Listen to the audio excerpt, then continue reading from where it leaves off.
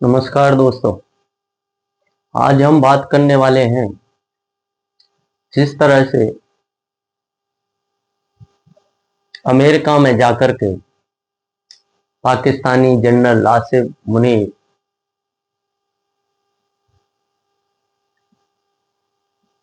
Osama bin Laden से भी बड़ी भाषा में भारत को धमकी देता है। यानी ओसामा लादेन जिस तरह से दुनिया को धमकाता था, ठीक उसी तरह से उसने आधी दुनिया को खत्म करने की वकालत करके एक आतंकवादी किसी भी देश में हो सकता है, किसी भी संवैधानिक पद पर बैठा हुआ किसी भी देश में हो सकता है। उसने ये साबित कर दिया है आतंकवादी कोई आम जनमानस ही नहीं हो सकता। जिस तरह से आए दिन भारत पर हमले, अन्य देशों में हमले हो रहे हैं, तो आज हम सिर्फ आतंकवाद शब्द जो है उस शब्द को लेकर के बात करेंगे कि आखिरकार ये आतंकवाद और आतंकवादी किस तरह से दुनिया के अंदर काम कर रहे हैं, किस तरह से दुनिया में इन्हें पाला जा रहा है, किस कारण इनको दुनिया अपने अपने हितों के लिए पालती रहती है। जिस तरह से ऑपरेशन सिंदूर के बाद अमेरिका ने पाकिस्तान पर मेहरबानियों का ठीकरा फोड़ना शुरू कर दिया है। पाकिस्तान के ऊपर आए दिन नित नई मेहरबानियां करता चला जा रहा है, चाहे वह ट्रेड डील हो, चाहे पाकिस्तान को बचाने के लिए आईएमएफ से फंड दिलाने की बात हो, चाहे भारत को दबाने के लिए आज तक 1971 का युद्ध हो, 1999 का युद्ध हो, कारगिल, जो भी पाकिस्तान से युद्ध हुए उन सारे के सारे युद्धों में पाकिस्तान के साथ अमेरिका खड़ा रहा। क्यों कि इस आतंकवाद को पालने वाला कोई है दुनिया के अंदर तो वो अमेरिका है।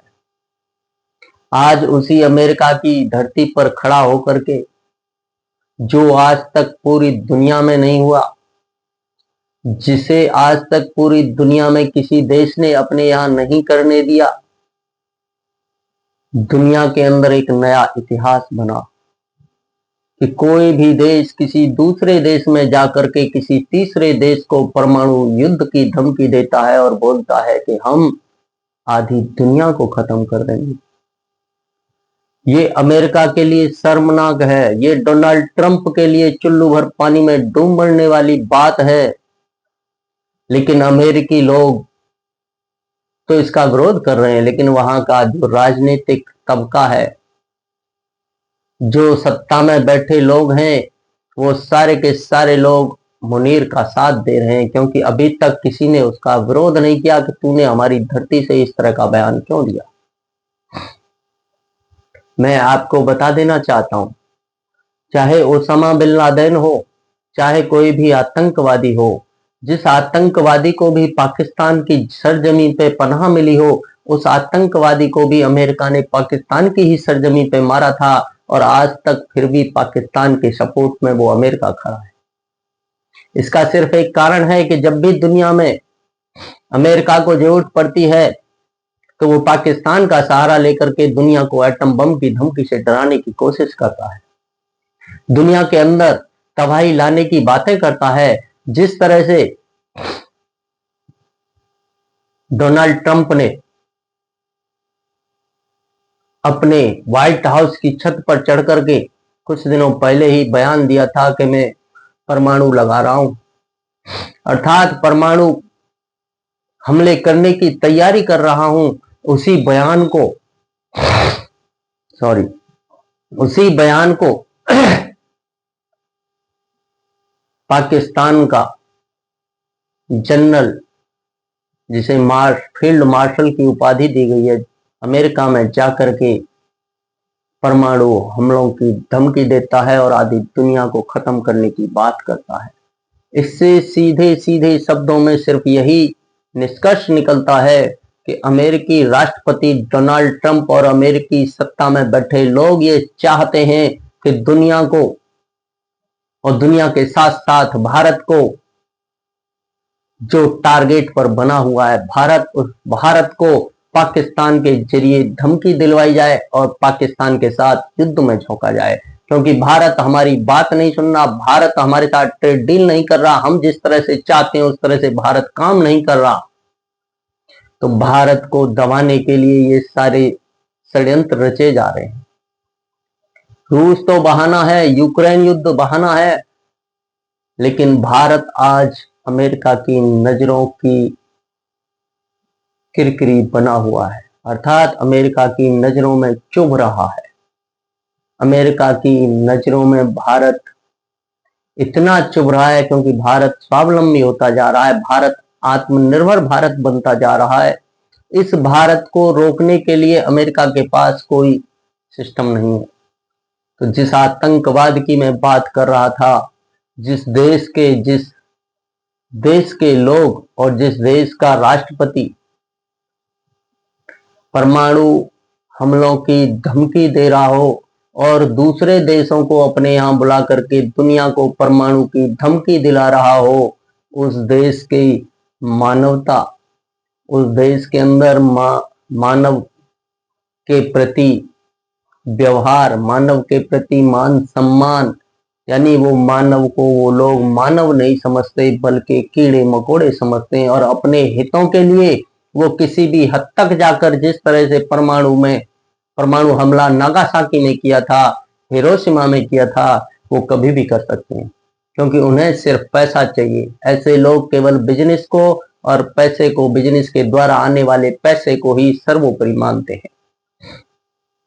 तो मैं आज आपसे कहना चाहता हूं, जिस तरह से पाकिस्तान ने, मुनीर ने दुनिया में जाकर के, अमेरिका में बैठ करके बलूचिस्तान के लोगों को आतंकवादी डोनाल्ड ट्रंप के द्वारा घोषित कराया है, जो पिछले 70 सालों से अपनी अस्तित्व को बचाने के लिए लड़ रहे थे।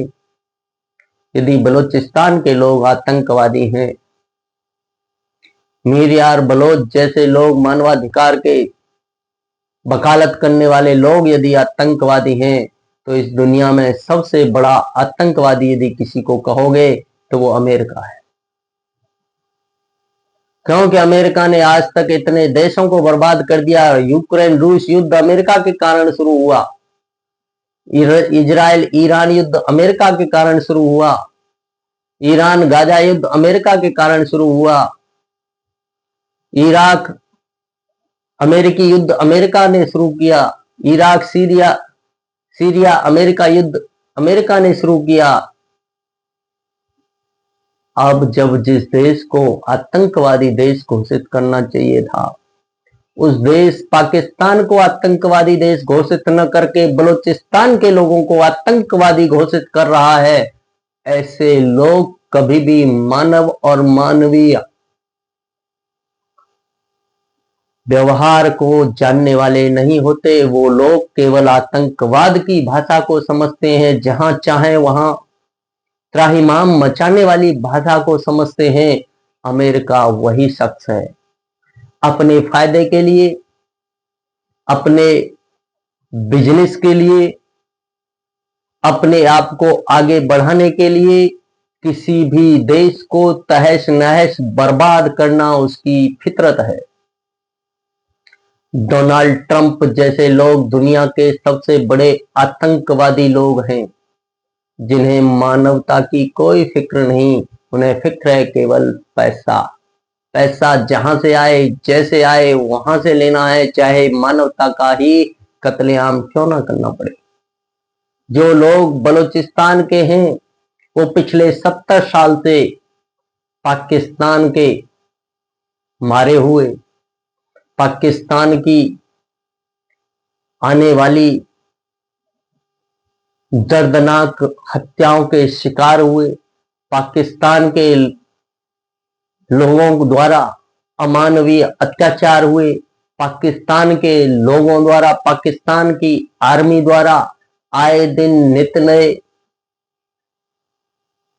ऐसे अमानवीय आंकड़े सामने आते हैं, जिन्हें देखकर रूह कांप जाती है। महिलाओं के साथ बर्बर व्यवहार किया जाता है, उनके साथ रेप किया जाता है, उन्हें उठा करके पकड़ करके जेलों में बंद कर दिया जाता है, फिर भी आतंकवादी बलोच लोग हैं।